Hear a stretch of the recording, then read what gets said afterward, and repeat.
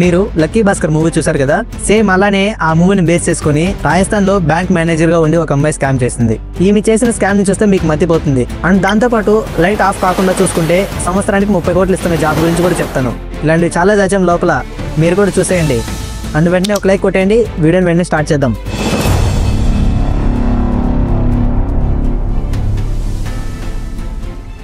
2020 నుండి 2023 కాలంలో రాజస్థాన్ లోని కోటా జిల్లాలో ఉన్న ఐసిఐసి బ్యాంక్ లో మేనేజర్ గా పనిచేస్తున్న సాక్షి గుప్తా అనే ఈ మహిళ 41 మంది అకౌంట్ కు సంబంధించిన 110 ఖాతాల నుండి 4,58,00,000 ఈమె అక్రమంగా యూజ్ చేసినట్టు అధికారులు గుర్తించారు. ఈ ఘటనపై తరుణ్ దదిచి ఫిబ్రవరి 18, 2025న ఉద్యోగ నగర్ పోలీస్ స్టేషన్ లో కంప్లైంట్ ఇచ్చాడు. పోలీసుల దర్యాప్తు అయిన వెంటనే మే 31న సాక్షిని అరెస్ట్ చేసి జ్యుడిషియల్ కస్టడీకి తరలించారు. అసలు ఆమె ఎలాంటి మోసం చేసిందో పోలీసుల దర్యాప్తు ప్రకారం చూద్దాం. సాక్షి గుప్తా ఈమె దగ్గరకు వచ్చిన అకౌంట్ నంబర్స్ అన్నిటిని వాళ్ళ ఫ్యామిలీ మెంబర్స్ అకౌంట్ నంబర్స్ తో చేసింది. అండ్ అవి fixed deposit amounts, normal accounts కాదు. దీనివల్ల అకౌంట్ చేసుకునే వాళ్ళకి వాళ్ళ ఓటీపీ ట్రాన్సాక్షన్ అలర్ట్లు రావడం ఆగిపోయాయి. అన్ని ఓటీపీలు ఆమె మార్చిన వాళ్ళ ఫ్యామిలీ మెంబర్స్ వెళ్ళిపోయాయి. ఒక వృద్ధ మహిళ ఖాతా నుంచి ఆమెకు తెలియకుండా దాదాపు 3 కోట్ల వరకు ఈమె ట్రాన్స్ఫర్ చేసిందంట. 40 అకౌంట్స్ లో ఎవరికి తెలియకుండా ఓవర్ డ్రాప్ ఆప్షన్ ని అక్రమంగా యాక్టివేట్ చేసింది. ఓవర్ డ్రాప్ ఆప్షన్ అంటే మీ అకౌంట్ లో డబ్బులు లేకపోయినా సరే బ్యాంకు కొంత అమౌంట్ ని మీ అవసరాలకు వాడుకునే దానికి ఇస్తుంది. దాన్ని ఓవర్ డ్రాప్ ఆప్షన్ అంటారు. ఓ రకంగా చెప్పాలంటే ఇది తాత్కాలికంగా ఇచ్చే ఒక చిన్న అప్పు లాంటిదే, కానీ తర్వాత మీరు దాన్ని తిరిగి కట్టేయాలి. అంతవరకు మీ అకౌంట్ బ్యాలెన్స్ ని మైనస్ లో పెట్టి ఉంచుతుంది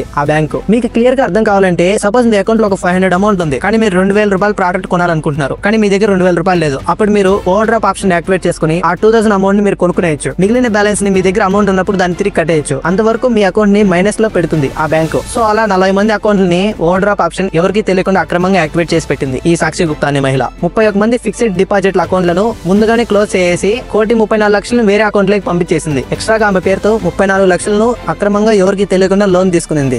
డిజిటల్ ట్రాన్సాక్షన్ వాడకంలో మోసం అనేది ఎలా ఉందంటే, ప్రజెంట్ ఉన్న టెక్నాలజీ వల్ల అన్ని సౌకర్యాలు మనకి ఎలా వస్తున్నాయో అలా దొంగలు కూడా ఈ ఆప్షన్ వల్ల అన్ని అవకాశాలు కూడా వస్తున్నాయి. ఆమె కస్టమర్ మొబైల్ నంబర్లు మార్చేసి వాళ్ళకి ఓటీపీలు రాకుండా చేసేసింది. తర్వాత వాళ్ళ డెబిట్ కార్డులు అండ్ పాస్వర్డ్లు వాడి ఇంటర్నెట్ బ్యాంకింగ్ ద్వారా తిరిగి వాళ్ళ అకౌంట్ లకి డబ్బులు వేసేది. ఇదంతా సిస్టమ్ లో ఉన్న లోపాల వల్ల అడ్వాంటేజ్ గా తీసుకుని ఆమె చేసిన మోసం అని నేను చెప్తాను. మీరు ఎలా చెప్తారో కామెంట్ చేయండి. ఏటీఎంలు మరియు ఇంటర్నెట్ బ్యాంకింగ్ ద్వారా 4 అకౌంట్ డెబిట్ కార్డులతో ఎక్కువ ట్రాన్సాక్షన్ చేసింది.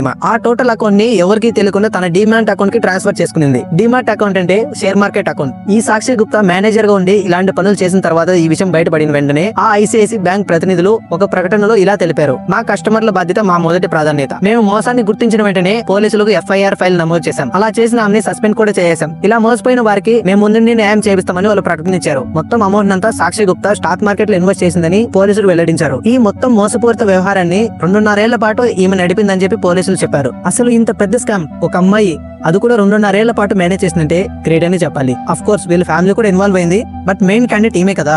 లక్కీ భాస్కర్ మూవీలో హీరో బ్యాంక్ ఎంప్లాయ్ ఉండి ఆ డబ్బులంతా షేర్ మార్కెట్ లో పెట్టి బాగా డబ్బులు సంపాదించి ఫ్రాడ్ చేసి వేరే కంట్రీకి వెళ్ళిపోతారు కదా. సేమ్ అలాంటి ప్లానే ఈ సాక్షి గుప్తా కూడా వేసింది. బట్ అది మూవీ, ఇది రియల్ లైఫ్ లో అలాంటి పప్పులు ఉడకవు. ఇంత చిన్న లాజిక్ ఎలా మిస్ అయిందబ్బా? మీరు కూడా దీని గురించి ఒక కామెంట్ వేసుకోండి. ఇక తర్వాత సెకండ్ ఫ్యాక్ట్ కి వస్తే, లైట్ ఆఫ్ అవ్వకుండా 24 hours ఆన్ ఉండేటట్టు చూసుకుంటే సంవత్సరానికి 30 కోట్లు ఇస్తున్న జాబ్ ఇది. ఏంటి మామ, సంవత్సరానికి 30 కోట్లు అనేసరికి నీకు వెళ్ళాలనిపిస్తుంది కదా? అలా ఉంటే కామెంట్ చేసే ఇప్పుడే. తర్వాత కథ మొత్తం వినాక దర్శకొని చేస్తావు. దీని గురించి మొత్తం వినాక నువ్వు ఒకటే మాట అంటావు: బ్రతికుంటే బఠానీలు నమ్ముకొని బతుకుతా, నాకొద్దు బాబు ఈ బ్రతుకు అని చెప్తావు. ఫస్ట్ ఇంత డబ్బిస్తున్నా ఎందుకు ఈ జాబ్ చేయడానికి చాలా మంది భయపడతారో మీకు తెలుసా? ఈ ప్లేస్ వచ్చి అలెగ్జాండ్రియాలోని ప్రసిద్ధ ఫారోస్ లైట్ హౌస్ ఇది. అండ్ ఇది ప్రపంచంలోనే మొదటగా కట్టిన లైట్ హౌస్ అని కూడా అంటారు. వేల ఏళ్ల క్రితం ఒక ప్రముఖ నావికుడు కెప్టెన్ మోరియస్ ఈజిప్ట్ తీరంలో ఒక భారీ తుఫాన్ ఎదుర్కొన్నాడు. సముద్రంలో దాగి ఉన్న రాళ్లను చూసి ఓడను తిప్పులేక ఓడను బోల్టా పడేశాడు. ఆ బోల్టా పడినప్పుడు అతని ప్రాణాలు కూడా కోల్పోయాడు. కోట్ల రూపాయల విలువైన సరుకు కూడా నష్టమైపోయింది.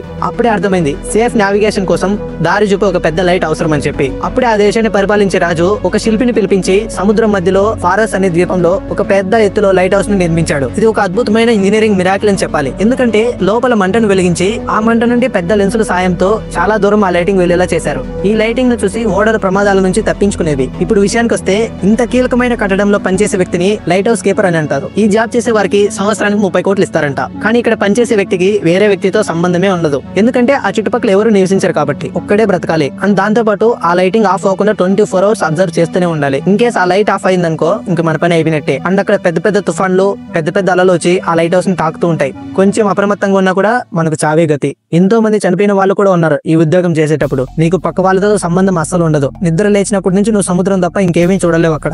అందుకే దీన్ని ప్రపంచంలోనే అత్యంత కష్టమైన ఉద్యోగం అని కూడా అంటారు. అందుకే వాడు 30 కోట్లు కూడా ఇస్తున్నాడు. ఇప్పుడు చెప్పమ్మా, ఈ జాబ్ కి వెళ్తావా? నీ ఆప్షన్ ఇప్పుడే కామెంట్ చేయి. నెక్స్ట్ థర్డ్ ఫ్యాక్ట్, నార్మల్ గా మీరు ఫుడ్ తినేటప్పుడు అన్నం పెట్టుకుని తర్వాత కర్రీ వేసుకుని తింటారు. నేను కూడా అలానే చేస్తా. కానీ రీసెంట్ గా మా ఫ్రెండ్ వాళ్ళ మదర్ ఇలా చెప్పింది, ఫస్ట్ అన్నం పెట్టుకోకూడదు, కొంచెం కర్రీ వేసుకున్న తర్వాత అన్నం పెట్టుకోవాలని. అప్పుడు నేను షాక్ అయ్యి ఎందుకంటే అని అడిగా. ఆమె ఏమోనైనా నాకు కూడా తెలియదు, మా పెద్దవాళ్ళు నాకు చెప్పారు, నేను మీకు చెప్తున్నా అని చెప్పేసింది. ఇంకా మనం ఆగుతామా? అసలు మ్యాటర్ ఏంటో తెలుసుకోవాలని చెప్పి గూగుల్ తల్లిని అడిగి మొత్తం రీసెర్చ్ చేసి మీ ముందుకు కొన్ని పాయింట్స్ తీసుకుని వచ్చా. అవేంటంటే ఫస్ట్ ఇది, నువ్వు ఫస్ట్ కర్రీ వేసుకుంటే ఆ కర్రీ ఎలా ఉందో ఫస్ట్ టేస్ట్ చేస్తావు. ఇన్ కేస్ ఆ కర్రీ బాగాలేకపోతే నువ్వు ఆ కర్రీని పడేస్తావు. అప్పుడు ఆ కర్రీ మాత్రం వేస్ట్ అవుతుంది. నార్మల్ గా మనం ఫస్ట్ అన్నం వేసుకున్న తర్వాత కర్రీ వేసుకుంటాం. అప్పుడు కర్రీ బాగాలేకపోతే అన్నం కూడా పడేస్తాం, ఫుడ్ వేస్ట్ అవుతుంది. అప్పట్లో మన పెద్దలు అన్నంకి ఎంత ప్రాధాన్యత ఇస్తుండేవారో దీన్ని బట్టి మీకే తెలుస్తుంది. సెకండ్ పాయింట్, ఫస్ట్ కర్రీ వేసుకోవడం వల్ల నీకు ఎంత అన్నం పెట్టుకోవాలో తెలుస్తుంది. కర్రీకి తగ్గట్టు అన్నం పెట్టుకుంటావు, ఇక్కడ నీకు శ్రమ తగ్గుతుంది. అండ్ థర్డ్ పాయింట్, నార్మల్ గా చనిపోయిన వాళ్ళకి పిండం పెడతారు కదా, సో పిండం అనేది అన్నం ముద్దలాగే ఉంటుంది. సో పిండం పెట్టేటప్పుడు ఆకులో ముందు ఆ అన్నం ముద్దనే పెడతారు. అలాగే మనం గిన్నెలో అన్నం పెట్టుకునే విధానం అండ్ ఆకులో పిండం పెట్టే విధానం రెండు ఒకేలాగా ఉంటాయి. ఇది తెలుసుకున్న తర్వాత నాకు అర్థమైంది ఏంటంటే ఇన్ని రోజులు నాకు నేనే పిండం పెట్టుకున్నాను. కాబట్టి పెద్దవాళ్ళు ఏదో ఊరికే చెప్పరు, దాని వెనకాల ఏదో ఒక రహస్యం దాగి ఉంటుంది. సో ఇక మీదనైనా పెద్దవాళ్ళ పద్ధతి ఫాలో అవుదాం. సో మీలో ఎంతమందికి ఈ విషయం ముందే తెలుసో కామెంట్ చేసి లైక్ కొట్టండి. అండ్ సబ్స్క్రైబ్ చేసి బెల్ ఐకాన్ ఆన్ చేసి పెట్టుకోండి. నెక్స్ట్ మరింత ఇంట్రెస్టింగ్ వీడియోతో మళ్ళీ కలుస్తా. By by.